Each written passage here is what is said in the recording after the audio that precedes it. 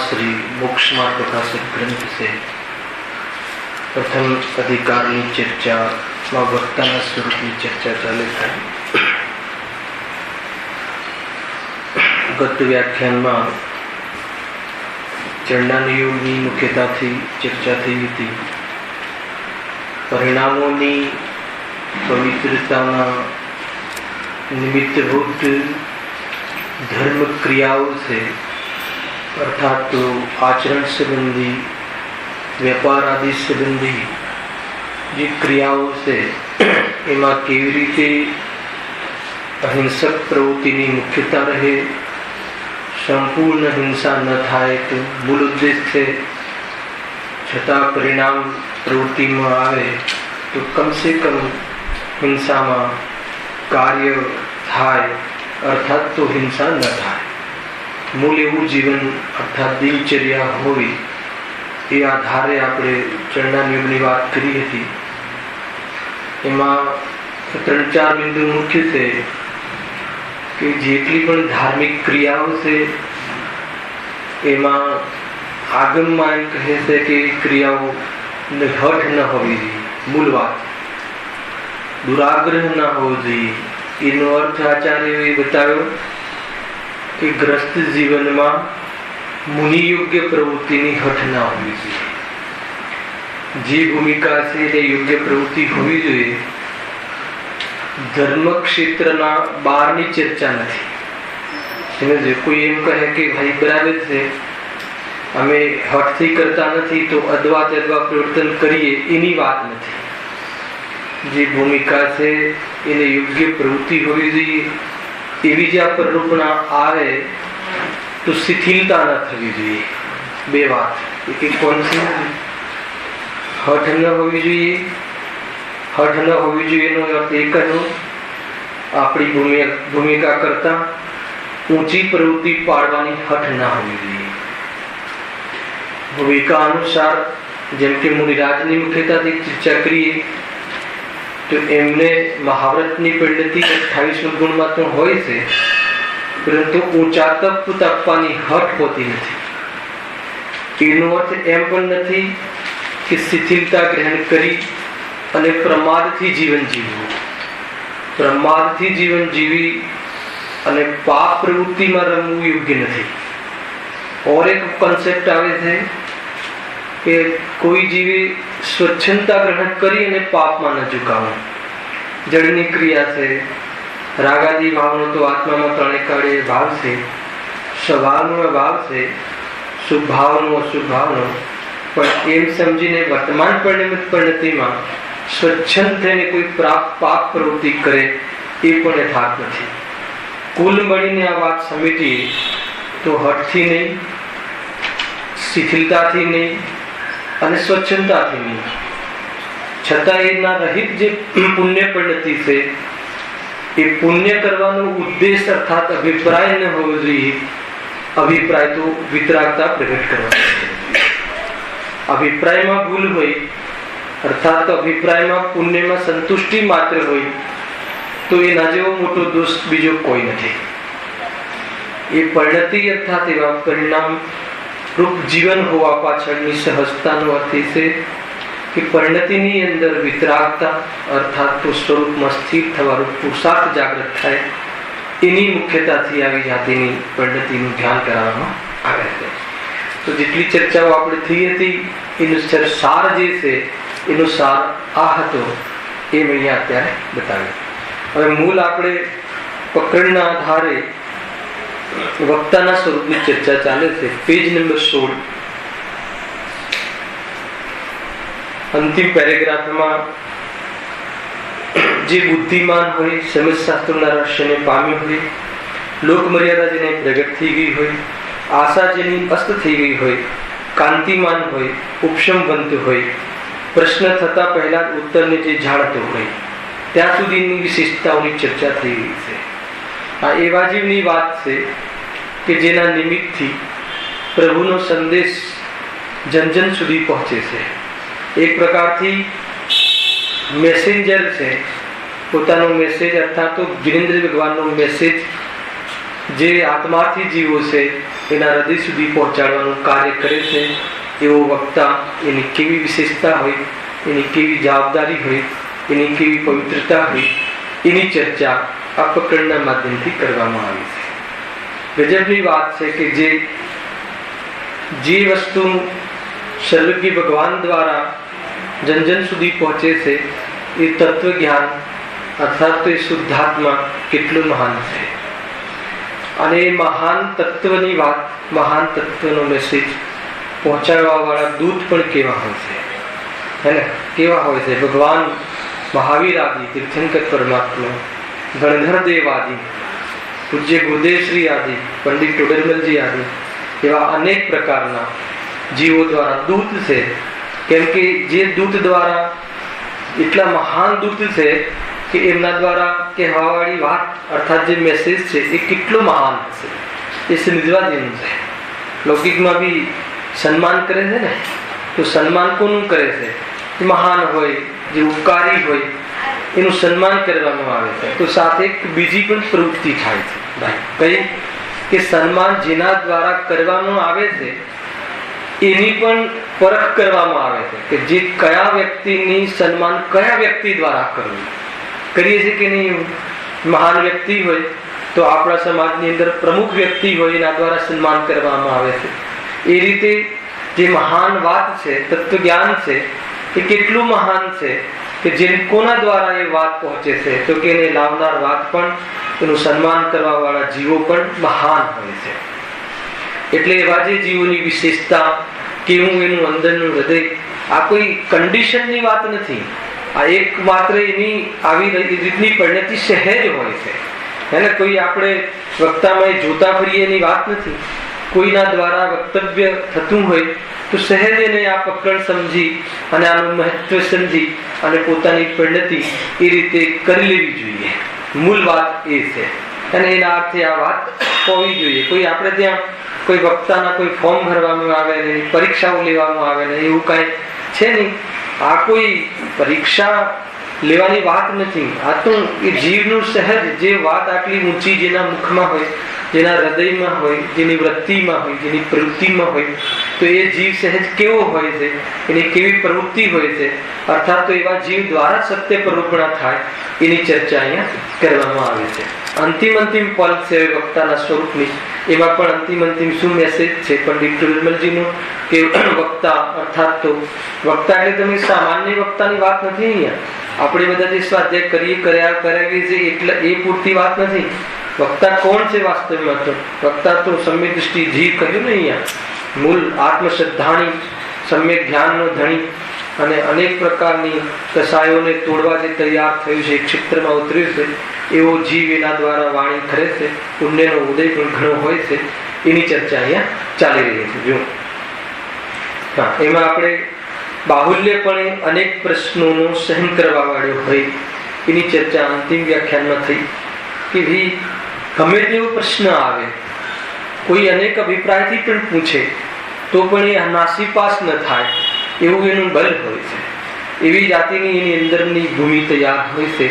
એવો જીવ આ વક્તારૂપ પ્રવૃત્તિ કરે એમ અહીંયા કહે છે. આગળ મૂળ વાત પ્રભુતાયુક્ત હોય.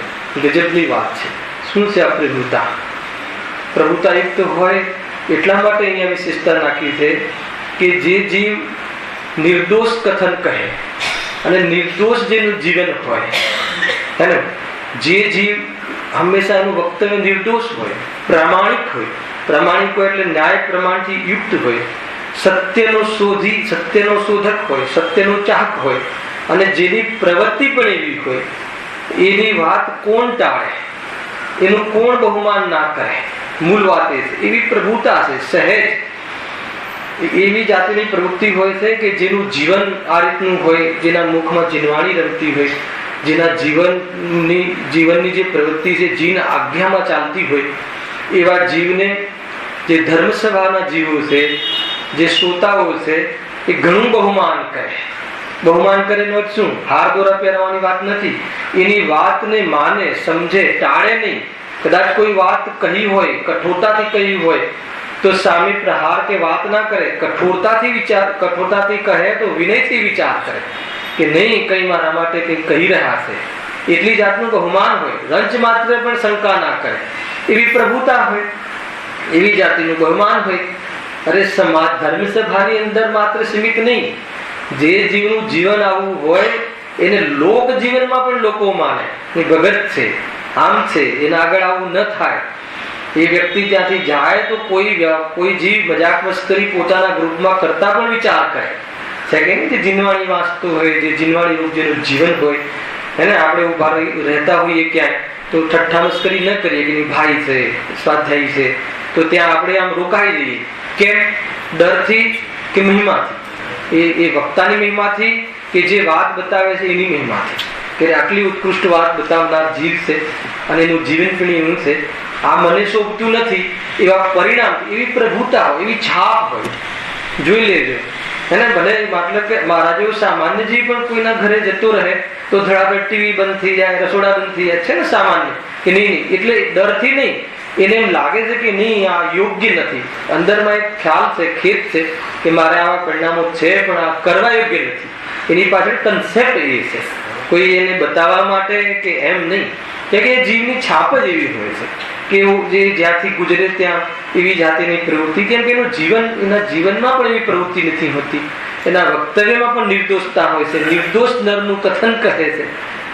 સર્વકી ભગવાનના કથનને હૃદયમાં ધારણ કરે છે અને માત્ર વક્તવ્ય નહીં, એની વૃત્તિ અને પ્રવૃત્તિ બધું એવું હોય છે. એટલા માટે એની પ્રભુતા હોય છે, ગજબની પ્રભાવના જેના દ્વારા થાય છે. ખ્યાલ આવે છે કે નહીં?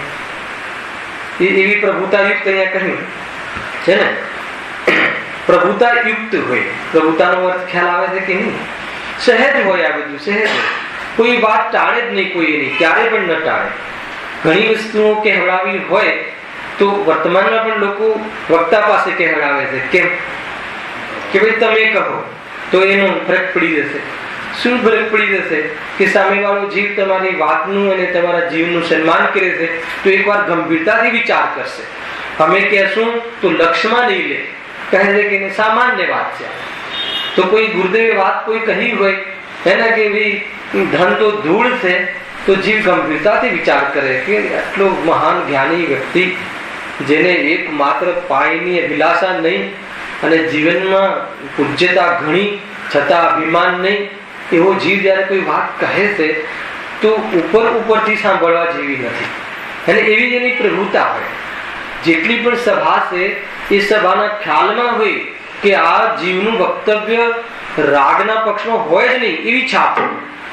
ભલે એ રાગની મુખ્યતાથી કથન કરે કદાચિત પ્રસંગવશ અને કદાચિત પ્રકરણવશ. રાગની ચર્ચા આવે તો રાગ નહીં કરે, ભૂતાર્થની ચર્ચા આવે તો ભૂતાર્થ નહીં કરે, હે ને? મહાવૃતની ચર્ચા કરે, પણ એક વાર પણ સામેવાળા વ્યક્તિને એમ ન થાય કે આ કોઈ રાગમાં ધર્મ માનવાની વાત કરે છે. એવી જાતિની એની છાપ હોય, એવી જાતિનો વિશ્વાસ કોનામાં હોય? શ્રોતાઓમાં હોય. ધર્મસભાઓની બહાર પણ એવા જીવો વખણાતા હોય છે કે નહીં અહીંયા આમ ના હોય. લૌકિક વાળો જીવ પણ એની પ્રભા એવી હોય કે નહીં અહીંયા વાત ન હોઈ શકે, અહીંયા આવા ખોટા કામ ન હોઈ શકે. એવી જાતિનું એનું જીવન હોય. એનું નામ પ્રભુતા છે. ગજબ છે. એની કોઈ પણ પ્રવૃત્તિથી જીવને શીખવા મળે, એનો કોઈ બી આચરણથી જીવને શીખવા મળે. એની જોડે શાવક હોય તો પણ, શાવક કોઈ વક્તા હોય તો પણ, ગ્રસ્ત કોઈ વક્તા હોય તો પણ, એની રીતિ, એની નીતિ, એની અંદરમાં પરિણતિનો પુરુષાર્થ એટલું જબરજસ્ત હોય. એ વક્તાની પ્રભુતા છે. આ બધી દુનિયા એને પ્રભુતાની દૃષ્ટિથી જુએ. એ દુનિયા શ્રોતાઓ એને સન્માનની દૃષ્ટિથી જુએ, શ્રોતા એને બહુમાનની દૃષ્ટિથી જુએ, શ્રોતા એને મતલબ એક પ્રકારથી આ ભાઈ કહે છે તો આના માટે વિશેષ વિચાર કરવો જોઈએ, એટલો હૃદયમાં ધારણ કરીને વિચાર કરે. એવી જાતિની પ્રભુતા વાળો જીવ હોય એના નિમિત્તથી જીનવાણી જન જન સુધી નહીં, જીવોના હૃદય સુધી પહોંચે છે. આવું મુખ્ય કાર્ય છે. સામાન્ય વાત નથી. પહેલા મેં કહી ને, આ તો કોણી વાત છે અને એના દૂત પણ કેવા છે. આ વાત લઈને જવા વાળા કેવા જીવો હોય છે, સામર્થશાળી જીવો, લોક પૂજ્ય જીવ છે. એવી જાતિની અહીંયા ચર્ચા છે ભાઈ. મૂળ વાત તો શું છે કે જે પ્રભાવના, જે બાહ્ય પ્રભાવનાનું જે કાર્ય છે ને જીતુભાઈ, એ પુણ્યના ઉદયમાં થાય છે. પ્રભુતાનો અર્થ આ પણ છે, પુણ્યનો ઉદય ઘણો હોય. શ્રાવક કે ગ્રસ્ત જીવને ઘણીવાર પરિણતિ બહુ ઊંચી હોય, પરંતુ બહારમાં એવી જાતિનો પુણ્યનો ઉદય ન હોય. તો એવી જાતિનો પુણ્યનો ઉદય ન હોય તો એના નિમિત્તથી પ્રભાવના થતી નથી. બાહ્યની વાત છે, કેમ કે પ્રભાવના, બાહ્ય પ્રભાવના પુણ્ય ભાવ છે અને એ પ્રભાવનામાં અનુકૂળતા એ પુણ્યનો ઉદય છે. એવા પુણ્યનો ઉદય પણ જોઈએ સાથે. પુણ્યનો ઉદય ના હોય, એવી જાતિનું બહારમાં ઉદયો ખોટા ચાલતા હોય તો એના નિમિત્તથી પ્રભાવના ન થાય. સ્વયં પ્રભુ બની જાય એ વાત જુદી છે, પણ એના નિમિત્તથી પ્રભાવના થવી કઠિન છે. મૂળ વાત શ્રાવક અર્થાત ગ્રસ્ત જીવની મુખ્યતાથી ચર્ચા છે. મુનિરાજ તો અલગ વાત છે. અને મૂળ પ્રભાવના તો અંતરંગ પરિણતિથી અપ્રભાવી શુદ્ધાત્માનો પ્રભાવ પરિણતિમાં થવું, એ જ પ્રભાવના છે. મૂળ નિશ્ચય પ્રભાવના છે. મુનિરાજને નિમિત્તથી જે પ્રભાવના થાય છે એમાં પુણ્યના ઉદયના અંતર્ગત પ્રવચનસાર, સમયસાર આદિ ગ્રંથો નિર્વિઘ્ન સમાપન થાય છે. પરંતુ એમને પાપનો ઉદય હોય તો પણ એમના નિમિત્તથી પ્રભાવના થાય છે. ગજબની વસ્તુ છે. મુનિરાજને તો પાપનો ઉદય એટલે ઉપસર્ગ આદિ આવે તો પણ એમ લાગે કે જો આટલો ઉપસર્ગ છે છતાં પણ મુનિરાજ ડરતા નથી અને પોતાની પરિણતિનો વિકાસ કરીને પૂર્ણતા પ્રાપ્ત કરી લે. મુનિરાજ મુખ્ય ઉપદેશક છે, એ સમજવું. ઉપદેશનો અધિકાર મુનિરાજને છે મુખ્ય રૂપથી. ગૌણપણે સમ્યક દ્રષ્ટિને પણ છે, અર્થાત તો એકદમ ગૌણપણે સમજીએ, સામાન્ય લોક વ્યવહારની દ્રષ્ટિ સમજીએ તો જે સામાન્ય શ્રદ્ધાની છે અને આત્મરસિક જીવ છે એ પણ સ્વાધ્યાય આદિ કરે, પણ મૂળ પ્રવચનકાર તો સમ્યક દ્રષ્ટિ જીવ અને ઉપદેશ દેવાનો અધિકાર તો સમ્યક દર્શન સહિત ત્રણ ચોકડી કસાયના ભાવરૂપ વિતરાગ પણ નથી. જેનું હૃદય પણ એવું છે, જેનું પરિણામ પણ એવા છે, જેનું જીવન પણ એવું છે, જેવું અંદરમાં છે એવું બહાર છે. ખ્યાલ આવે કે નહીં? જેટલું ઉપદેશની અસર જીવનથી થાય એટલી અસર વાણીથી ન થાય. તમે કોઈનું જીવન જોઈને જે પ્રભાવિત થાવ એ એના વક્તવ્યથી ના થાવ. નિયમ છે, લોજિક છે, ન્યાય છે. કોઈનું જીવન પવિત્ર હોય તો જલ્દી આપણે પ્રભાવિત થઈએ, અરે આવું જીવન, કેટલું સુંદર જીવન. અને વક્તવ્ય માત્રથી નહીં પણ એનું જીવન પણ એવા અનેક વક્તા, જ્ઞાની, ધર્માત્મા, પરમાત્માઓ જે કહે છે એવું એમનું જીવન પણ હોય છે. એટલે મૂળ અધિકારી તો મુખ્ય રૂપથી તો વર્તમાનમાં મુનિરાજની મુખ્યતાથી કથન છે. મૂળ તો સર્વજ્ઞ પરમાત્મા વક્તા છે, મહાન વક્તા આગળ આવવા વાળું પણ છે. એ પ્રમાણે અહીંયા પ્રભુતાયુક્તની ચર્ચા થઈ. હવે મૂળ વાત, પરના વા પર દ્વારા પોતાના નિંદા રહિતપણા વડે પરના મનનો હરવા વાળો હોય. આ બધું આગળ આવી ગયું છે. લોક નિંદ્ય કાર્ય ન કરે, એ મૂળ વાત છે. અહીંયા કોઈ આને બ્રેકઅપ કરી આ વાક્યનું. પરના વા પર દ્વારા પોતાના નિંદા રહિતપણા વડે, એટલે પરની નિંદા રહિતપણે અને પર દ્વારા પોતાના નિંદા રહિતપણા વડે બે અર્થ નીકળે ને આમાં ગિરીશભાઈ. કથનને બ્રેકઅપ કરીએ તો પરના વા પર દ્વારા નિંદાપણાના રહિતપણા વડે, બરાબર છે. હવે એને તોડો એ કથનને, તો પરના નિંદા રહિતપણા વડે એટલે પરની પણ નિંદા ન કરે અને પર દ્વારા પોતાની નિંદા થાય એવી પ્રવૃત્તિ પણ ન કરે. બે વાત અહીંયા આવી હે ને. તો પરની નિંદા ન કરે નો શું? પરની નિંદા ન કરે એટલે કે એના અભિપ્રાયમાં, વક્તવ્યમાં કોની નિંદા કરવાનો અભિપ્રાય ના હોય. મૂળ વાત આ છે એને. કોઈ બહારમાં કોઈનો અપરાધ ખ્યાલમાં આવ્યો તો એ વ્યક્તિને લઈને વાત ના કહે. કેટલાક અપરાધો તો સામાન્ય છે, તે દરેકના જીવનમાં હોય. વગર જોઈએ આપણને ખ્યાલ હોય, 5 ઇન્દ્રિયના વિષયનો અનુરાગ, દેહ બુદ્ધિ, દેહમાં આસક્તિ, એમાં કોઈના ઘરે જોવા જવું પડે, પોતાના જીવનથી ખ્યાલમાં આવે. અનેક અપરાધો તો અજ્ઞાનતામાં થવા વાળા બધાને સામાન્ય હોય છે. એ અપરાધ તો સામાન્ય રીતે કહે, પણ કોઈ જીવને વિશેષ અપરાધ થયો હોય તો વ્યક્તિના નામ લઈને એની મુખ્યતાથી ન કહે. કદાચ એ અપરાધનો બોધ કરાય અને મેસેજ પહોંચાડવાના અર્થે કદાચ એ કહે સભામાં, પણ વ્યક્તિની મુખ્યતાથી કહે, અર્થાત નામ લઈને કહે, તો રાગીઓના ટોળામાં રાગીઓને એક જિજ્ઞાસા ઉત્પન્ન થાય એવું કાર્ય ન કરે. કોણ હશે, શું થયું હશે, કેમ થયું હશે? જે કહેવાનો અભિપ્રાય છે વક્તાનો એ તો ન સમજે, પણ એમાં જતા રહે કે શું થયું હશે, કેમ થયું હશે. અરે આ તો કરુણાના ધારી વક્તાઓ હોય છે. અને અપરાધ 2 રીતે થાય છે, સમજો. 2 રીતે એટલે શું? અપરાધ તો મુખ્ય એક જ છે, પણ કોઈને પૂર્વકૃત કર્મનો ઉદય આવે તો વર્તમાનમાં એવી જાતિના ઉદયોમાં એવી જાતિના કઠોર ઉદય આવે કે દુનિયામાં એની નિંદા થતી હોય. દુનિયા થોડી જોવે છે કે વર્તમાન એવું પરિણામ એને કર્યું જ નથી, પૂર્વમાં કોઈ અજ્ઞાનતામાં કર્યું છે અને વર્તમાનમાં એવો ઉદય આવે તો દુનિયામાં એની નિંદા થતી હોય છે. તો એક તો એ જાતિની અપરાધની વાત કરી. એક બીજો સ્વયં વર્તમાનમાં કોઈ ખોટો અપરાધ થઈ જાય. 2 રીતે ચર્ચા આવે છે.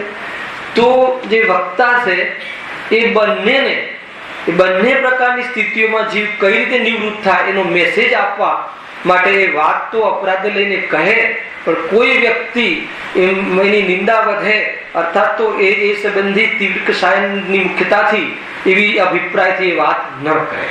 હે, માની લો કે કોઈ અપરાધ ખોટો થઈ ગયો, કોઈ પરિણામ ખોટું થઈ ગયું, તો શું કહે? અરે એ તો અનિયત છે, આ અપરાધનો આત્મામાં 3 કાળે અભાવ છે, તારાથી અપરાધ થઈ ગયો છે, પરંતુ એવા અપરાધનો અભાવ કરી અને નિરપરાધ બની શકાય એવો તારો પર્યાય સ્વભાવ છે. અને એ અપરાધના કાળમાં પણ તારો સ્વભાવ તરીકે તો કાંઈ બગડ્યું નથી, એમ કરીને ધર્મ માર્ગમાં લગાવવા માટેની વાત કરે, પણ નિંદાના અભિપ્રાયથી ન કરે. પૂર્વકૃત કર્મના ઉદયથી કોઈ એવી જાતિની બહારમાં સ્થિતિ બને, એવી જાતિની બહારમાં અભ્યાસ આદિની કોઈને જીવનમાં એ કાર્ય કર્યું ના હોય વર્તમાનમાં, છતાં કોઈ એને એ લઈને કોઈ એવી જાતિના દોષ આપે તો પણ એના માટે પણ એક મેસેજ છે કે ભાઈ એ તો પૂર્વકૃત કર્મના ઉદયથી છે, વર્તમાનમાં તારી પરિણતિ તો આત્માને પૂજવા માટે છે. એમ કોઈ બી રીતે આ રીતે વક્તાનો દૃષ્ટિકોણ પોઝિટિવ એપ્રોચ હોય, નિયમથી. નેગેટિવ એપ્રોચ ના હોય ને ક્યારે પણ. વક્તા હંમેશા એ થઈ ગયું હોય એ વિશે તો ચર્ચા જ ના કરે, અને જે થવાનું બાકી છે એની શું ચર્ચા કરે, વર્તમાનમાં શું થઈ શકે છે એની ચર્ચા વિશેષથી કરે. પ્રેક્ટિકલ પ્રાયોગિક જીવન, હાલ તું તૈયાર છે, તારું કામ થઈ શકે, એ મૂળ વાત છે ભાઈ. કેટલું સરસ આમ ભયમુક્ત થઈ જાય. એના જીવ વર્તમાનમાં એને બતાવે કે ભાઈ તારામાં પૂર્વમાં કેટલા અપરાધ થઈ ગયા છે, એ અપરાધ નિંદનીય છે, તું તો સ્વભાવથી તો પ્રશંસનીય નહીં, વંદનીય છે. એવા સ્વભાવને બતાવે. જીવને કોઈ બી રીતે એને સ્વભાવ બતાવીને જોડે. મૂળ વાત એ છે, કોઈ બી ખોટો અપરાધ થઈ શકે છે, એમાં શું છે, વર્તમાનનું કોઈ પરિણામ થઈ ગયું હોય તો એની નિંદા ન કરે, એ દોષને કેવી રીતે દૂર કરે એની વાત કોઈ બી રીતે એને મેસેજ પહોંચાડે કે ભાઈ પ્રભુએ આમ કહ્યું છે. સર્વજ્ઞ ભગવાને એમના જ્ઞાનમાં તને શુદ્ધાત્મા જોયું છે, ભગવાન તરીકે જોયું છે, બધા જ ભગવાન થવા વાળા છે.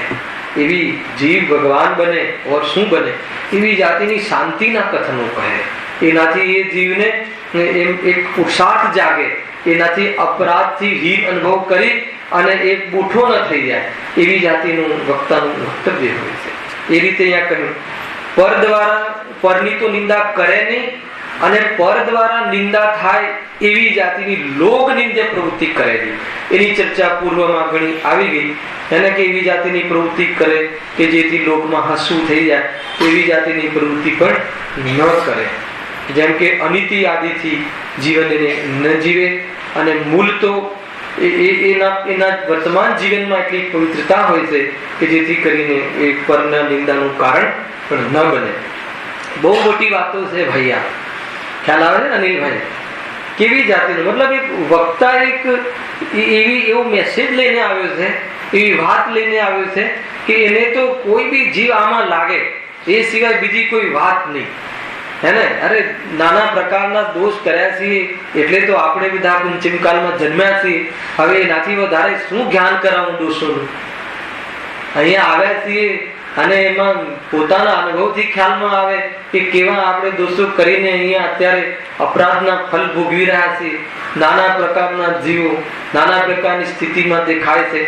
વર્તમાનમાં કાંઈ પરિણામ ખોટું ના હોય તો પણ જીવન દરમિયાન વેટ કરવા સિવાય જીવન એનું ના વીતતું હોય એવા કેટલાય જીવો જોવા મળે. બને છે એ તો એ શું ખ્યાલમાં આવે છે કે પૂર્વમાં અપરાધ કર્યા, વર્તમાનમાં કોઈ અપરાધ બી કર્યા હોય તો એના ફલ બહુ માઠા આવે છે એ નક્કી કરાવે છે અને અપરાધથી સહિત કરાવવાનો મેસેજ આપે છે.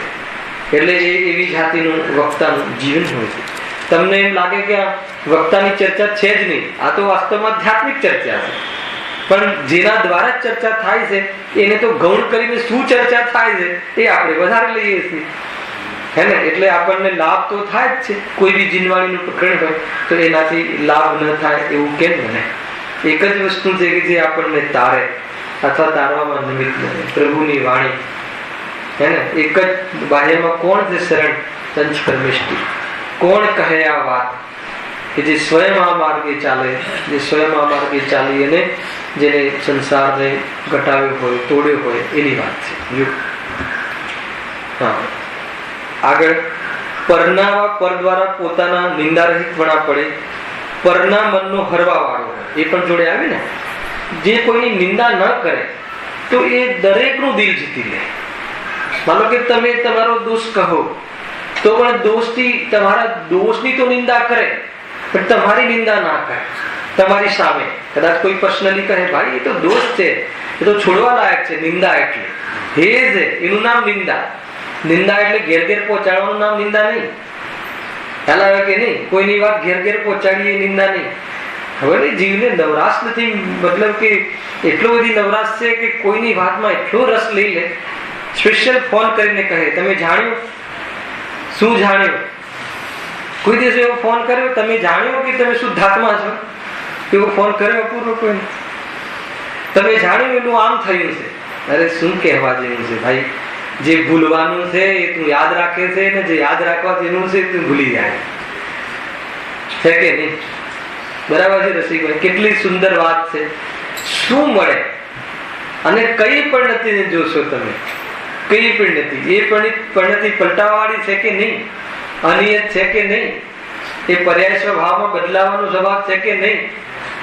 હે ને? ભગવાન બની જશે એ જીવ અને વર્તમાનમાં સ્વભાવ એનો કેટલો સુંદર છે દ્રવ્ય માત્રનો. બસ આ એક થીમ હોવી જોઈએ, આ દ્રષ્ટિકોણ હોવો જોઈએ. કોઈ જગ્યાએ દુનિયા શું કરે છે અને જે વાત આપણું પ્રયોજન સાધે નહીં ત્યાં ઉપયોગની શું બરબાદી કરે, શું બરબાદી કરે અને એમાં શું જોવા જેવા જેવું છે? પંચમ કાલમાં આત્માને ન સમજે, આત્મા ન ગમાડતો હોય એ જીવ બિચારો ક્યાં ને ક્યાં તો ફસાતો જ હોય. કરુણા કરો, એમાં શું સમજવા જેવું છે અને શું સાંભળવા જેવું છે? મૂળ એ છે ભાઈ, કેટલી પ્રભુતા વાળો જીવ હોય છે, હે ને? કોઈ જીવ મતલબ એવો ગ્રસ્ત જીવ હોય તો ઘરમાં કોઈની વાત કરવી હોય તો વિચાર કરે, પેલા જોવે કે રૂમમાં છે કે નહીં, ના હોય તો વાત કરે. ખ્યાલ આવે કે નહીં? એવી જાતિનો વક્તવ્ય વાળો જીવ હોય છે. વિચાર કરે કે આ કરવા જેવું કાર્ય નથી. કુલ મળીને એટલો તો નિર્ણય કર્યો કે આની સામે આ વાત કરવા જેવી નથી. એનો અર્થ એ થઈ ગયો કે આ વાત કરવા યોગ્ય નથી. છુપાઈને વાત કરવી પડે એ એક વાસ્તવમાં કરવા જેવી જ ના. આ તો આપણે મતલબ કે છડે ચોક સ્ટેજ પર કહીએ ને હું શુદ્ધાત્મા છું, રાગ આત્માનો સ્વભાવ નથી. જે વાત છુપેથી કરવી પડે એને અપરાધ કહેવાય ને જે વાત ખુલે આમ થઈ શકે એ નિરપરાધી જ વાત હોય. તો એ રીતે છે ભાઈ. એ એટલે આખું વક્તાનું સ્વરૂપ એવું હૃદય એનું ધર્મથી ધારણ થયેલું હોય છે કે જેથી એ જે પણ કોઈ પ્રવૃત્તિ કરે એમાં એક મેસેજ હોય. જે પણ કોઈ પ્રવૃત્તિ કરે, જે કોઈ કથન બોલે એનો વ્યવહારમાં પણ મેસેજ હોય, નિયમ છે. જે પણ કોઈ કહે તમને જોતા આવડવું જોઈએ, તમને દૃષ્ટિકોણ કરતા આવડવું જોઈએ કે એ વ્યક્તિમાંથી આપણે શું શીખવું જોઈએ. આપણે પૂજ્ય ગુરુદેવશ્રી આદિથી વિદ્વાનો આદિ જે મુખ્ય જયચંદજી છાવડા એને કેવા વિદ્વાન થઈ ગયા, ભાવાર્થ લખ્યા. તો એમાંથી કાંઈ નું કાંઈ દોલતરામજી છઠાળાકાર, એવા એવા મહાન વિદ્વાનો થઈ ગયા. બનારસી દાસ, નાટક સમિસારના રચયિતા, સ્વયં લખ્યું કે અદ્વૈત પ્રવર્તન કર્યું મેં.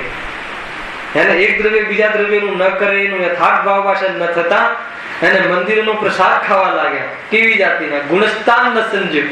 છેવટે નાટક સમિસાની પાછળ ગુણસ્થાન કોટ કરે. કઈ ભૂમિકામાં કેવી જાતના પરિણામ હોય છે.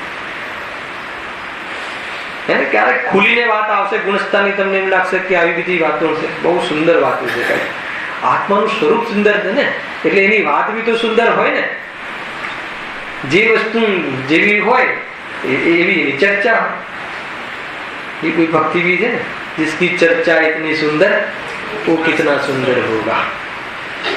ક્યારે એવું થાય કે જેની ચર્ચા આટલી સુંદર છે એ કેટલો સુંદર હશે, મારો આત્મા કેટલો સુંદર હશે. એકવાર ભરોસો કરવા જેવું છે, જીનવાણી પર ભરોસો કરવા જેવું છે. 6 મહિનામાં અને 8 સમય 608 જે નિયમથી મુક્તિને પામે છે. જે મુક્ત જાય છે, મુક્ત થાય છે, એ મોક્ષ માર્ગમાં ચાલીને જાય છે. અને મોક્ષ માર્ગમાં જે ચાલ્યા એ પૂર્વે આપણા જેવા જ હોય છે. શું કહ્યું? અને આપણા જેવા જીવ હોય છે અને એમને આ સ્વાધ્યાય અર્થાત તો આધ્યાત્મના માધ્યમથી આત્માની સાધના કરી અને મુક્તિને ભર્યા છે. વિશ્વાસ કરો એમ કહે. કોઈને એવું લાગે ને કે આ સંભાવના છે કે નહીં, આ બધું આપણે બોલીએ છીએ તો કે અનેક જીવો છે કે નહીં. વિતરાગતા જે અનેક પ્રતિમાઓ છે, ભગવાનની પ્રતિમાઓ હજારો વર્ષ પહેલા અનેક કાળોમાં બિરાજમાન કરી, એના તો એની પાછળ કાંઈક તો હેતુ હશે ને. મૂળ ઘણીવાર જીવને ઘણીવાર આવું પણ થઈ જાય કે આપણે આ બધી વાતો તો કરીએ છીએ કે આત્મા ખાતું નથી ને આત્મામાં રાગ નથી અને આત્મા આજે પણ ભગવાન સ્વરૂપ સ્વભાવથી છે, એ બધું કહીએ છીએ. તો કદાચ એ વાત ખોટી હશે, સમજો. અને આપણે તો પૂજા આદિથી પણ વંચિત રહીએ છીએ, તો આપણું શું થશે? તો કોણ કહે છે કે પૂજાથી વંચિત રહો અને કોણ કહે છે કે આ ગલત છે? એટલા માટે બધું ક્રમથી સમજવું જરૂરી છે. એનો ક્રમ આવશે, જ્યાં જ્યાં એની વાત આવશે ત્યાં આપણે ખુલાસા વિશેષ કરીશું. એ રીતની અહીંયા ચર્ચા છે. જો કોઈ પણ જીવ જો નિર્દોષ હોય ને, આ એક લીટી લખીને પરના મનનું હરવા વાળો હોય. એક છે આકર્ષણ અને એક છે પરના મનનું હરણ. મતલબ પર જે અનેક જીવો છે એનું મન હરણ થાય એટલે મન મતલબ એ મન પ્રભાવિત થાય. આકર્ષણ તો જતું રહે છે, પરંતુ નિર્દોષતા જોવે તો એને બહુમાન થઈ જાય છે અને બહુમાન ક્યારે પણ ન જાય. અને એનો હેતુ કોણ છે? નિર્દોષતા. અને નિર્દોષતા શું છે? કોઈને કોઈના દોષ કહેવા નહીં અને કોઈ દોષ પ્રાપ્ત કરે એવું વક્તવ્ય કરવું નહીં. કોઈ વિશેષ ક્રોધ કરે એવું કથન જ ન કરવું. વિશેષ ક્રોધિત થાય એવી જાતિની પ્રવૃત્તિ જ જીવનમાં ના હોવી. અરે જ્ઞાની ધર્માત્મા તો સ્વયં નિર્ભય હોય અને એના દ્વારા જગતના જીવો પણ નિર્ભયતાને પ્રાપ્ત થાય. આ બહુ ઊંચો કન્સેપ્ટ છે. પોતે તો નિર્ભય હોય ને, કેમ કે એને સ્વતંત્રતાનો ને વસ્તુ સ્વરૂપનો ખ્યાલ આવી ગયો છે અને એનું જીવન પણ એવું હોય. એક એની પ્રવૃત્તિ, ચાલવાની, ઉઠવાની, બેસવાની, એની બોલવાની, કદાચિત તમારો કોઈ દોષ એના જ્ઞાનમાં આવી ગયો હોય તો પણ તમને ખ્યાલ આવી જાય કે નહીં, આ વ્યક્તિ દુનિયામાં મારો દોષ નહીં કહે અને દોષ દૂર કરવાનો મને ઉપાય બતાવશે. એ રીતે નિર્ભય થઈ જાય. એવી જાતિના જ્ઞાની ધર્માત્મા જેવો હોય છે. ગજબ ઉપગહન અંગ છે ને, દોષોને ઉઘાડા પાડે નહીં, તો કોઈ પુષ્ટિ કરે એવી રીતે છુપાવે પણ નહીં. ખ્યાલ આવે કે નહીં? ધર્મ, જૈન ધર્મ લજાય, જૈન ધર્મની નિંદા થાય એને એવી જાતિનું કાર્ય ન કરે. એક પેલા વાર્તા આવતી બહુ પહેલા ભણવામાં, સામાન્ય લૌકિક વાર્તા આવતી. એવી વાર્તા આવતી કે એક સાધુ હોય છે અને એક ચોર હોય છે. તો એ સાધુ પાસે, લૌકિક સાધુ, આપણે સાધુની વાત નથી, તો એની પાસે એક સુંદર ઘોડો હોય છે. તો એ ચોરને એમ થાય છે કે આ ઘોડો મને જોઈએ છે. હવે સાધુનો ઘોડો કઈ રીતે લેવો? તો એક ચતુરાઈ કરે છે. તો એ એક ભિખારીનો ડ્રેસ, ભિખારીપણાનો કોઈ શ્વાન ધારણ કરે છે અને સાધુને કહે છે કે સાધુ મને ત્યાં પહોંચાડો. એમ કરીને ત્યાં જે આશ્રમથી બહાર લાવે છે અને પછી આગળ મતલબ કે ઘોડો ચોરીને જતો રહે છે. તો એ સાધુ એને એક મેસેજ આપે છે કે તું ઘોડો લઈ જાય છે એની મને ચિંતા નથી, હું પાછો પણ નહીં માંગુ, પરંતુ મેં ભિખારી બની અને ઘોડો ચોરી કર્યો છે એવું તું કોઈને કહેતો નહીં. ખ્યાલ આવ્યો? તો ચોર ઘરે જાય છે ને વિચાર કરે છે કે સાધુ કમાલ છે, ઘોડો પાછો માંગ્યો નહીં, તો શું હેતુ હશે કે કોઈને, આમ તો બધાને કહેવા જેવી વાત છે, તો આ તો કહે છે કોઈને કહેતો નહીં. તો એને ખ્યાલ આવ્યો કે કોઈ ભિખારી પર વિશ્વાસ નહીં કરે. બીજા દિવસે પૂછ્યું, સાધુ આમ કેમ કહો કે કોઈ ભિખારી પર ક્યારેક વિશ્વાસ નહીં કરે? એટલા માટે એને દોષ જાહેર ન કરવા પાછળની વાત બતાવી. લૌકિકમાં ખ્યાલ આવે છે કે નહીં? એ રીતે કહે છે કોઈ ધાર્મિક જીવ હોય, ધર્મ ક્ષેત્રમાં હોય, કોઈ એનાથી દોષ થઈ ગયો હોય તો એ દોષ કહેવા જેવો નથી. કેમ કે જીવ તરત જ ધર્મ પર લાંછન લગાવે, વિમુખ થઈ જાય છે, મંદિરથી વિમુખ થઈ જાય. તમારે ત્યાં તો આમ, અરે કોઈ જીવ ભૂલ કરે એમાં ભગવાન મહાવીરથી તારે શું દ્વેષ છે? અરે આવી ઘટનાઓ મને ખ્યાલમાં છે એટલે કહું રાકેશ ભાઈ, હે ને? કોઈ મીટિંગોમાં કોઈ વાતને લઈને કોઈ ઉગ્ર ચર્ચા થઈ ગઈ રાજેશભાઈ, તો મંદિર આવવાનું બંધ કરી દે. તો કહે છે કે એ કોઈ જીવનું આવું પરિણામ હોય એમાં ભગવાન મહાવીર ખોટા છે કે તારો જૈન ધર્મ ખોટો છે, તો એવું કેમ માની લે જીવ? એટલા માટે આપણી નૈતિક ફરજ બને છે કે કોઈ જીવ ધર્મથી વિમુખ થઈ જાય એવી જાતિનું પરિણામ, એવી જાતિની ચર્ચા ના હોય. આ વાત બહુ મુખ્ય છે. આ તો સહેજ બને છે. લોકો તરત જ મંદિર પર છોડી દે કે નહીં, મંદિરમાં જવા જેવું નથી, આ મંદિરમાં જવા જેવું નથી. કેમ? ત્યાં એક ભાઈ એવા છે, ભગવાન થોડી એવા છે. ખ્યાલ આવ્યો કે નહીં? આ બહુ બનતું હોય છે, આ સામાન્ય પ્રેક્ટિસમાં આવે છે કે એનાથી શું એમ. એટલે એનો શું અર્થ નીકળ્યો કે આપણે આપણા જીવનમાં એવી જાતિની કોઈ પ્રવૃત્તિ, એવી જાતિની તીવ્ર કશાય ન કરવી કે જેથી ધર્મથી વિમુખ થઈ જાય. તો બીજો પ્રશ્ન ઉત્પન્ન થાય છે, તો પછી ચલાવી લેવું એના દોષોને, મતલબ પુષ્ટ કરવાની વાત નથી. વિશેષ એકાંતમાં જઈને કહેવું કે ભાઈ આ યોગ્ય નથી, આનાથી ઘણો દોષ આવે છે. ખ્યાલ આવે કે નહીં? ઉપગુણ અંગ હોય છે જ્ઞાની ધર્માત્મા, જેથી એવી જાતિના ધર્મ નિંદા થાય, એવી જાતિની દોષ પ્રગટપણે કહેતું નથી, હે ને? આ તો જીવ તો સ્પેશિયલ જઈને કહે, અમુક જીવો તો સ્પેશિયલ કહે ને, તો એ પ્રવૃત્તિ ઠીક નથી. અરે અહીંયા પંચમ કાલમાં કોઈ જીવ દોષ પ્રગટ કરે છે, કોઈ જીવના મનમાં નિરંતર દોષ રહેતા હોય છે, એને કહે દોષ બતાવવાની કોઈ મતલબ પદ્ધતિ નથી જૈન ધર્મમાં. દોષ સ્વભાવમાં નથી એ બતાવવાની પદ્ધતિ તો જૈન ધર્મમાં ઘણી છે, પરંતુ દોષ ને બતાવવાની પદ્ધતિ જૈન ધર્મમાં નથી. આ મૂળ સમજવું. એટલે અહીંયા કહ્યું, અને જે જીવ એવો સહેજ હોય કે જેનાથી નિર્ભય થવાતું હોય, જેના નિમિત્તથી એ કોઈ પણ, મતલબ કે મેં ઘણી વાર કહું છું કે તમે ગાડી ચલાવો ને, ગાડી તો પણ એવી રીતે ચલાવવી જોઈએ કે ક્રોસ કરવા વાળો ભયને પ્રાપ્ત ન થાય. એ કોઈ બુજુર્ગ હોય તો શું ફરક પડે છે 2 મિનિટમાં, હે ને?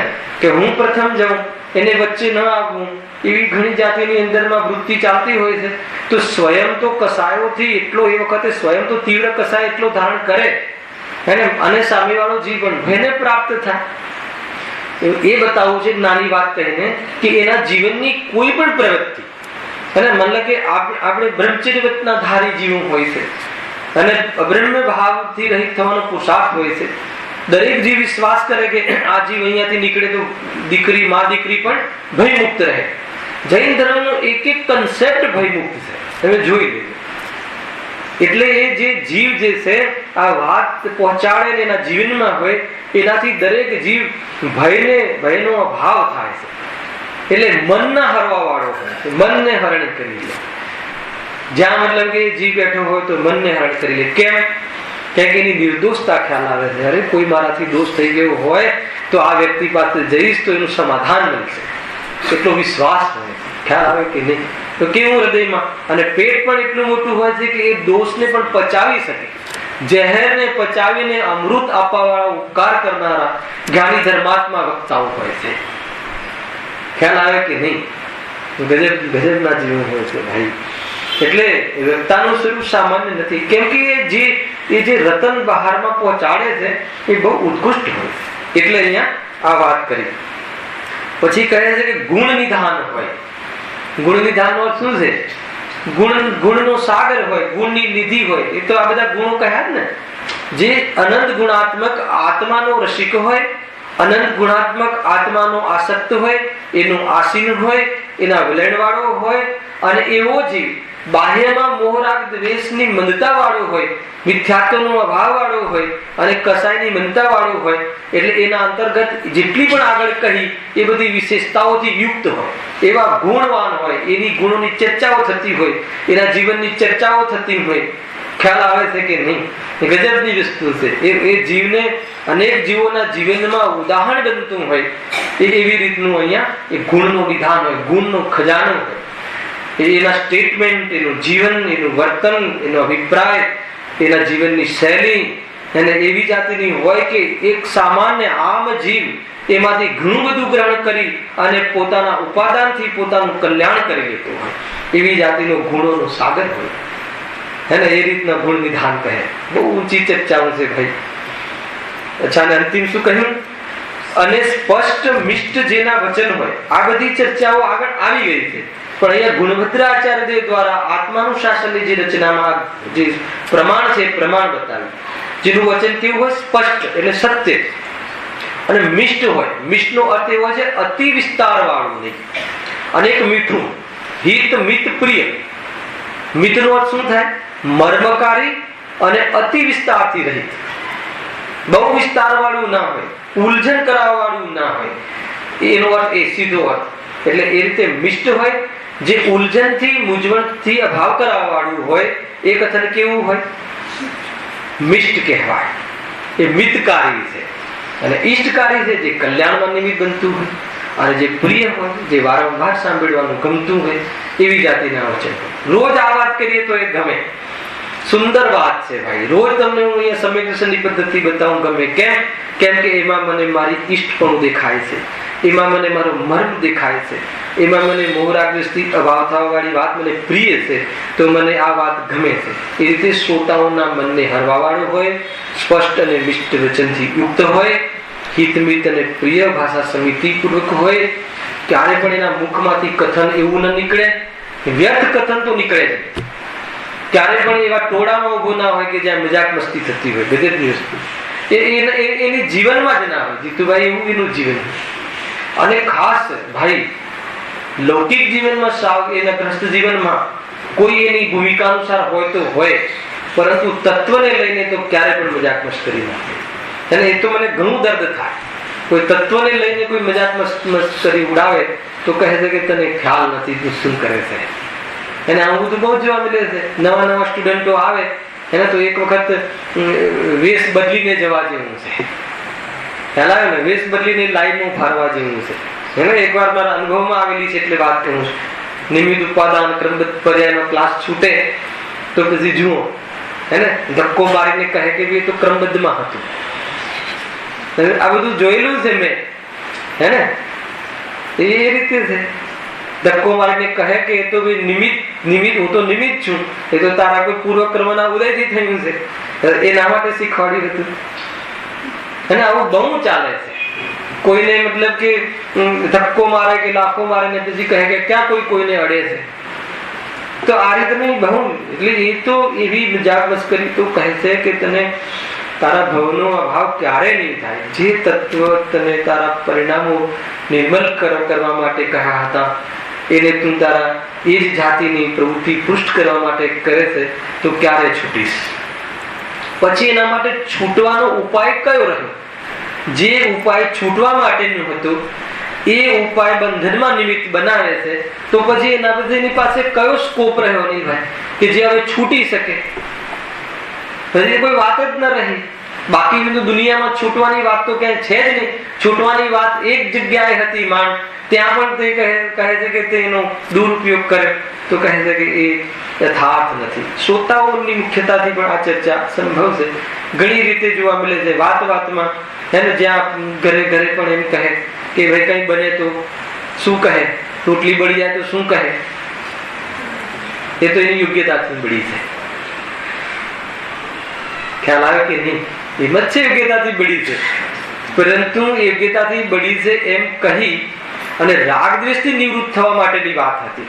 તું તારી જે પ્રમાદ છે એની પુષ્ટિ કરવા માટે આ સિદ્ધાંત લગાવે છે, ત્યાં દોષ આવે છે. તારો પ્રમાદ હતું, કોઈનો ફોન ચાલુ હતું, તારું ધ્યાન ટીવીમાં હતું, બહાર આવીને વારંવાર સિરિયલના દ્રશ્ય જોવામાં હતું, એ પ્રમાદ એટલો હતો. એ વાત તો કરે નહીં, ખ્યાલ આવે છે કે નહીં? અને ત્યાં એ રીતની મુખ્યતાથી કથન છે કે ભાઈ તું તારો આટલો પ્રમાદ પણ યોગ્ય નથી. ચેરડાની યોગના વિરોધમાં છે આ વાત. ખ્યાલ આવે છે કે નહીં? તો એ રીતે છે. કોઈ પછી ત્યાં લગાવે તો એની બળવાની યોગ્યતા હતી અને થયું છે એમ કોઈ શું કરે? હા, વાત સાચી છે, બહુ બરાબર વાત સાચી છે. તો એમ સમજી અને નિવૃત્ત થઈ જાય રાગ દ્વેષથી, પ્રમાદ આદિથી, દરેક ચીજથી અને સ્વરૂપમાં જાય, એના માટે વાત હતી. એ કોઈ એની રાગની પુષ્ટિ કરવા કે બહારમાં પ્રમાદની વધારા કરવા માટે વાત નહોતી. તો એ રીતે પણ ઠીક નથી કહેવાનો અર્થ. તો એ રીતે મજાક મસ્કરી આદિ તત્વને લઈને તો છે જ નહીં. આ તો વક્તાનું સ્વરૂપ છે ભાઈ.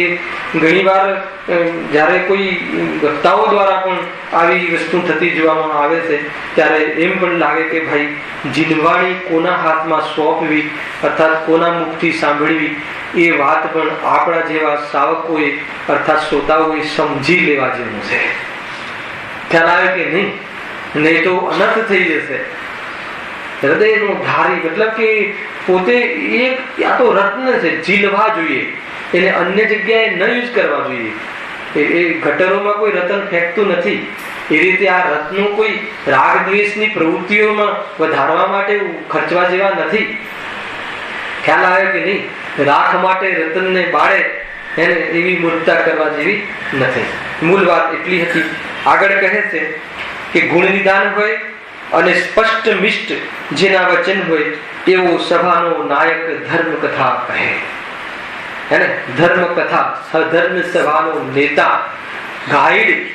નેતા એટલે ગાઈડ, બતાવવા વાળો, ધર્મ પ્રાપ્ત કરવા વાળા વૃંદનો, ટોળાઓનો જે નાયક છે, એની જે ગાઈડલાઈન, દિશા લાઈન બતાવવા વાળો જીવ છે, એ દિશા બતાવવા વાળા જીવની અભ્યંતર અને બહિરંગ પવિત્રતા અને અંદરનો ઝુકાવ અને સ્વરૂપની રુચિ અર્થાત તો આત્માનો રસિક જન કેવો વક્તા હોય છે એની ચર્ચા વક્તાના સ્વરૂપના દ્વારા અહીંયા પંડિતજીએ વિશેષ વાત કરી. હજુ છે એક પેરેગ્રાફ, હે ને? શું કહે છે? વળી વક્તાના વિશેષ લક્ષણ આ પ્રમાણે છે કે, એટલે શું કહેવા માંગે છે આમાં? એ લીટીમાં તમને સાર ખ્યાલ આવવો જોઈએ કે જે આગળ જે કહ્યા એ તો સામાન્ય છે, હોવા જ જોઈએ, મસ્ટ. એ તો ન હોય તો ગાદી પર બેસવાને લાયક નથી. સીધી વાત, મતલબ કઠોર વાતમાં કહીએ તો એ પોતે સમજી લેવું જોઈએ કે ગાદીને બેસવા મારો યોગ્ય નથી અને ગણધરની ગાદી છે. થોડો ચૂકી જઈશ તો ભવનું તારું નુકસાન થશે અને અનેક જીવોને પણ ભવ સુધી નુકસાન થશે. નાનું નુકસાન નથી, બહુ મોટી વાત છે. એટલે આ વાત કહેતા પહેલા અને આ વાત રજૂઆત કરતા પહેલા બહુ જ જિમ્મેદારીનું કામ છે. એ મૂળ વાત છે. દરેક જીવ પોતાના ઉપાદાનથી કરતો હોવા છતાં એક સ્વભાવ નહીં ને એક અસ્વભાવ નહીં, બે છે ને. એક સ્વભાવ નહીં એટલે શું? અસંસ્કાર, કે જેનામાં સંસ્કાર પડી જ ના શકે એવો દ્રવ્ય સ્વભાવ, અને જેનામાં સંસ્કાર પડી શકે એક અસ્વભાવ નામનો ધર્મ છે આત્મામાં. ખ્યાલ છે કે નહીં જીતુભાઈ? ખ્યાલ છે. 47 માં આવે છે આત્મામાં એક અસ્વભાવ નામનો ધર્મ છે, પર્યાય સ્વભાવ, કે જેને વર્તમાનમાં વિતરાગતા નથી એવી વિતરાગતા દેવશાસ્ત્ર ગુરુના નિમિત્તથી એવું પરિણમી જઈ શકે વિચાર કરીને, એવો આત્માનો એક પર્યાય સ્વભાવ છે. સંસ્કાર પડી શકે એવો એક પર્યાયનો સ્વભાવ છે, હે ને? ગુરુના નિમિત્તથી, ગુરુથી નહીં. ગુરુ જે માર્ગ બતાવે એ માર્ગ પોતાને ગમે અને એ માર્ગે ચાલવાનો, આજ સુધી જે વિતરાગતા પૂર્વમાં આવી નથી એવી પ્રગટ કરવાનો એક આત્મામાં પર્યાય સ્વભાવ છે. અને એટલે આ બધું ચાલી રહ્યું છે, આ બહારની વ્યવસ્થા.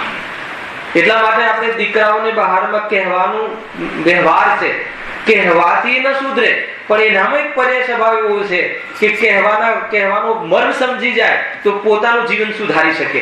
એટલા માટે બહારમાં કહેવાની પ્રવૃત્તિનો કાર્ય ચાલુ રાખવામાં આવે છે. એટલા માટે આ સભાઓ છે. એટલા માટે આમ વાંચન આદિ, પઠન પાઠન આદિ સ્વાધ્યાયની પ્રથા છે.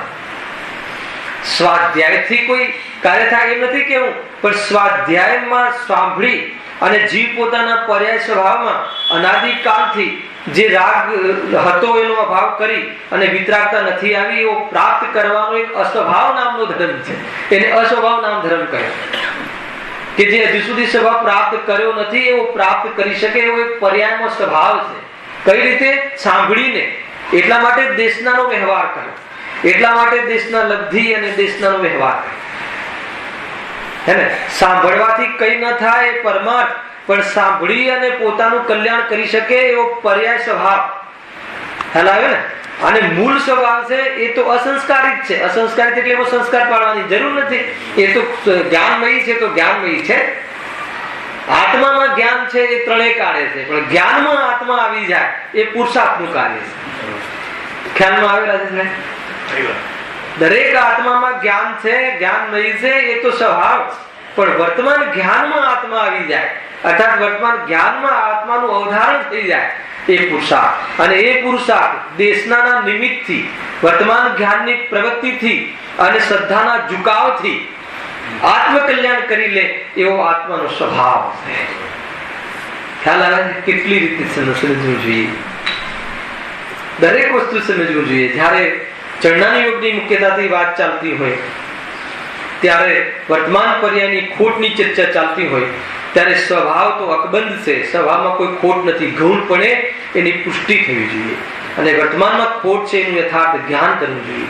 અને જ્યારે સ્વભાવ ત્રણેય કાળે શુદ્ધ છે એની મુખ્યતાથી કથન ચાલતું હોય, ત્યારે મારી પર્યાયમાં આટલી ખોટ બાકી છે એમ નિર્ણય કરીને સ્વચ્છતા પ્રગટ કરવી જોઈએ. એવું મુખ્ય ગુણ જ્ઞાનના વેપારમાં આત્મા ઉર્ધ્વ રહેવું જોઈએ. અર્થાત તો શુદ્ધાત્માની દ્રષ્ટિ નિયમથી પુષ્ટિ થવી જોઈએ, ચાહે પર્યાયનું જ્ઞાન કરે કે ચાહે દ્રવ્યનું જ્ઞાન કરે. જ્ઞાન તો દ્રવ્ય ગુણ પર્યાય અને પર સર્વનું થાય, પરંતુ આત્મીયતા તો અપનત્વ તો શુદ્ધાત્મામાં થાય. આ એક રીતની આ ટર્મ્સ છે, એ રીતની આ પદ્ધતિ છે. ખ્યાલમાં આવે કે ના? કેટલી સુંદર વાત છે ભાઈ. ફરીથી કહું, હા, પ્રયોજન વાળી વાત હોય તરત જીવને રસ આવે કે બરાબર છે. જ્યારે કોઈ ચરણાની કોઈ પર્યાયની મુખ્યતાથી કથન એટલે કથન વક્તા કરે, અર્થાત કોઈ પર્યાયની મુખ્યતાથી સમજતો હોય.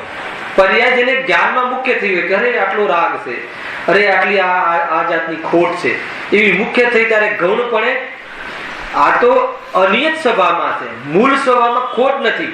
એ ગૌણપણે જ્ઞાનમાં હોવું જોઈએ, અહેસાસમાં હોવું જોઈએ. નહીં તો જીરો થઈ જશે, ભયને પ્રાપ્ત થઈ જશે. અને જ્યારે સ્વભાવની મુખ્યતાથી સમજણ ચાલુ હોય કે મારા સ્વભાવમાં તો ત્રણેય કાળે ખોટ નથી, રાગનો આત્મામાં ત્રણેય કાળે અભાવ છે, પરનો આત્મામાં ત્રણેય કાળે અભાવ છે, આત્મા અત્યારે પરિપૂર્ણ છે, ત્યારે વર્તમાન પર્યાયમાં ખોટ કેટલી છે એનું ગૌણપણે જ્ઞાન હોવું જોઈએ, જેથી એને લઈને સ્વચ્છંદ પ્રગટ ન કરે. જ્ઞાન તો મુખ્ય ગૌણ રૂપે દરેક ધર્મને જાણે, દ્રવ્યને જાણે, ગુણને જાણે, પર્યાયને જાણે, પણ બંનેમાં જાણવાના કાલમાં શુદ્ધાત્મા ન ખોટવાળો છે અને વર્તમાનમાં પરિપૂર્ણ છે એવો જે શુદ્ધાત્મા છે એની પુષ્ટિ થવી જોઈએ. મૂળ દ્રષ્ટિના વિષયમાં એક વસે છે અને જ્ઞાનમાં લોકાલોક વસે છે, એવી જાતિનું આત્માનું સ્વરૂપ. ખ્યાલ આવ્યો કે ના? દ્રષ્ટિમાં એક વસે અને જ્ઞાનમાં તો લોકાલોક ઝલકે. બધી જ વસ્તુનું જ્ઞાન થાય, ખોટનું પણ થાય અને પર્યાયનું પણ થાય, ઉદ્ગલનું પણ થાય, ગંદકીનું પણ થાય, સાદગીનું પણ થાય. દરેક વસ્તુનું જ્ઞાન તો અસાધારણ સ્વભાવ છે, જ્ઞાનનો સ્વચ્છ સ્વભાવ છે કે દરેક વસ્તુ ઝલકાવે. પરંતુ એમાં હું કોણ છું એ ભૂલ્યા વગર એની પુષ્ટિ જે જીવ કરે છે એનું જ્ઞાન પોતાના જ્ઞાયકમાં સમર્પિત રહે છે. એનું જ્ઞાન ક્યારે પણ વિચલિત થતું નથી. આ છે આ એક પ્રકારની આ ટેકનિક. ખ્યાલમાં આવે છે? હરેશભાઈ, આનંદ આવે એવું છે કે નહીં? આવું કોણ કરી શકે? સ્વયં ક્યાંય જવાની જરૂર નથી. મારી પાસે હાલ ઉપયોગ સાધન છે, બુદ્ધિનો વિવેક જાગૃત થઈ જાય છે, તો બસ એ પ્રમાણેનું કાર્યમાં રત રહે છે, મસ્તીમાં રહે છે, ક્રમિક વિકાસ થાય છે. પૂર્ણતાનો ભય નથી હવે પર્યાયમાં. વર્તમાનમાં સામર્થ્ય છે એટલો આનંદ લેતો રહે છે અને કાર્ય કરતો રહે છે. થોડા ઘણા ભાવમાં જવા આવવાનું થાય પણ એનાથી પ્રભાવિત થતો નથી. એટલું સુંદર સ્વરૂપ છે. એને દરેક પ્રવચનમાં એકાદ ટીપ્સ તો હોય છે અને એને ગ્રહણ કરી લેવી જોઈએ. કુલ મળીને આ પદ્ધતિને ભૂલવા જેવી નથી, નહીં તો બધું જીરો થઈ જશે. ખ્યાલ આવે? આગળ હવે છે ને 5 મિનિટ.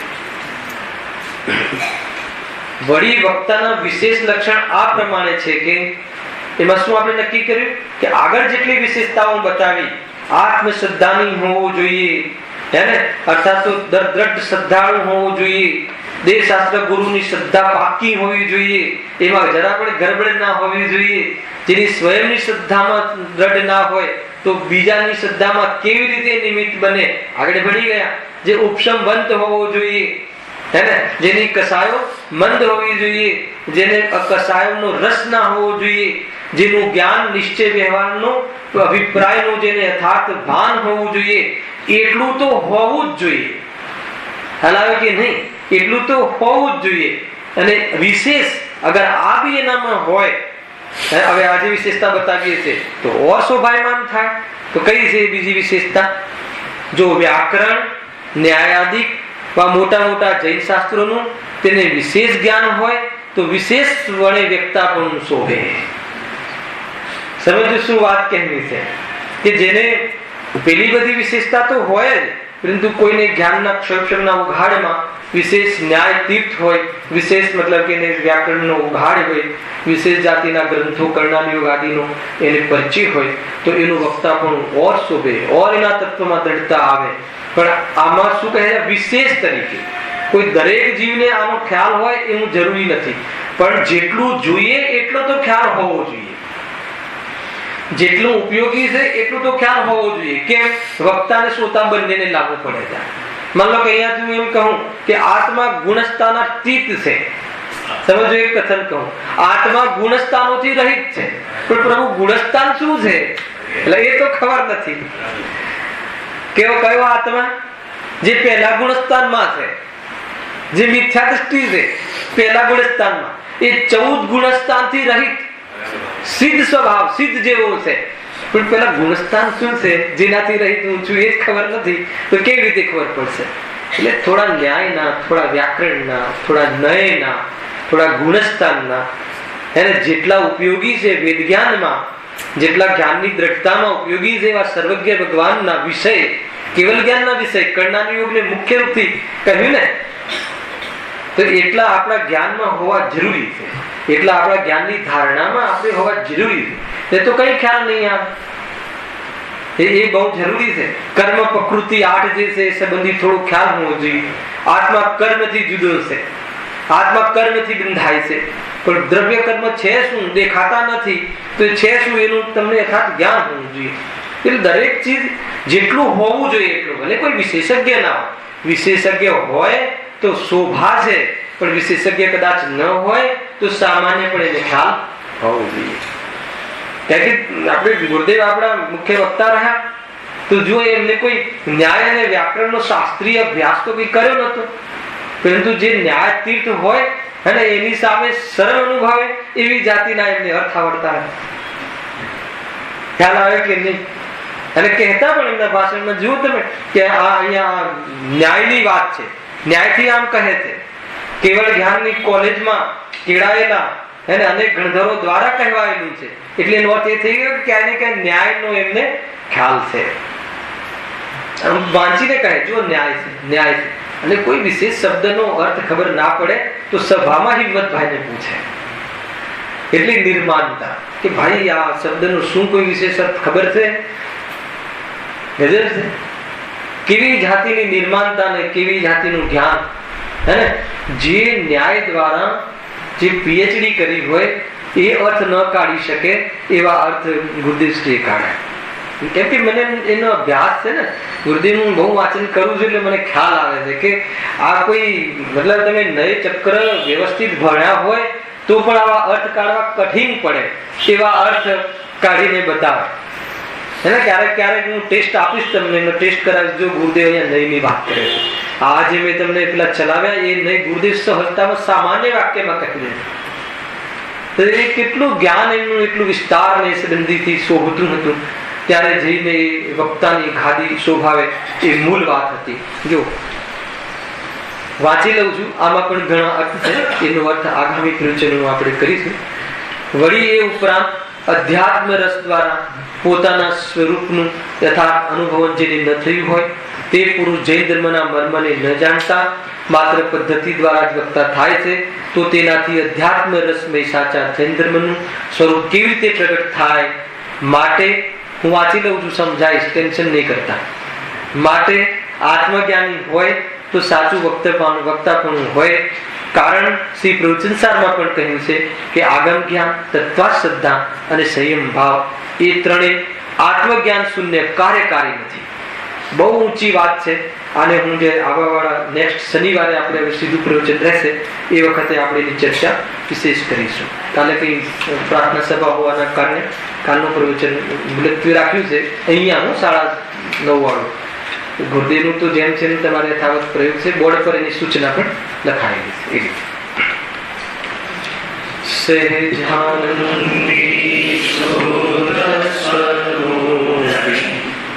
અવિનાશી